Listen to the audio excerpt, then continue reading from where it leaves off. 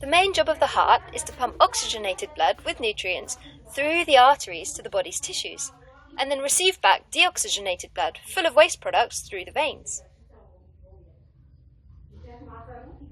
Now let's zoom into the left ventricle.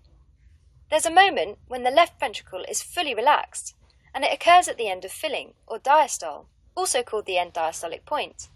And the volume of blood within the left ventricle is called the end diastolic volume, and it's about 120 millilitres. Then, the left ventricle contracts, forcing blood through the aorta and into the whole arterial system. After that is another moment when the left ventricle is fully contracted. This occurs at the end of contraction, or systole, also called the end systolic point, and the volume of blood within the left ventricle is called the end systolic volume, and it's about 50 millilitres.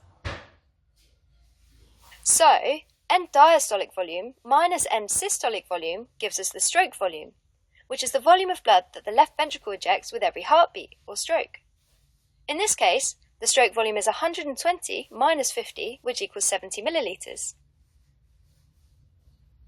Stroke volume is a useful measurement, but it can vary based on the size of a person.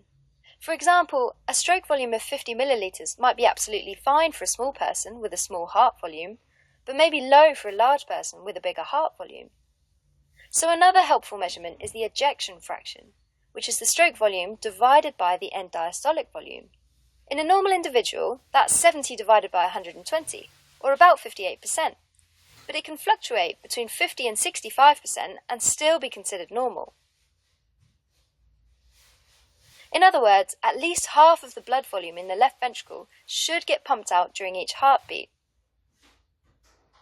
In hearts that have a low contractility, or a low force of contraction, the ejection fraction can fall below 50%. Every minute, though, our heart beats many times. The exact number of beats per minute is known as the heart rate, and if we multiply the stroke volume times the heart rate, we'll get the cardiac output, which is the total volume of blood that the left ventricle ejects in 1 minute. Using the stroke volume of 70 millilitres a beat and a resting heart rate of 70 beats a minute, cardiac output is 4,900 millilitres a minute, or 4.9 litres per minute. Now remember that a normal adult body contains approximately 5 litres of blood, so this means that every last drop of blood travels through the left ventricle at least once every minute. Of course, the heart can adjust its heart rate and the stroke volume based on whether you're sleeping or exercising. In fact, trained athletes can have a cardiac output that reaches up to 35 litres per minute. The cardiac output flows through the arteries and is distributed to the various organs and tissues to meet their oxygen and nutrient demands. Of all the organs, the liver receives the largest amount of blood flow. The kidneys also get a lot of blood flow, but less than the liver. However, when correcting for the mass of these tissues, the kidney gets much more blood per gram of tissue than any other organ, and this is called tissue perfusion. So, blood flow refers to the total amount of blood volume going someplace like an organ over time, and perfusion refers to the total amount of blood volume going to 1 gram of tissue over time.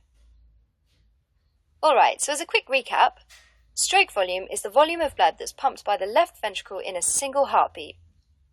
The ejection fraction is the percentage of blood that's pumped out of the left ventricle with each heartbeat, and this can serve as a measure of the heart's contractility.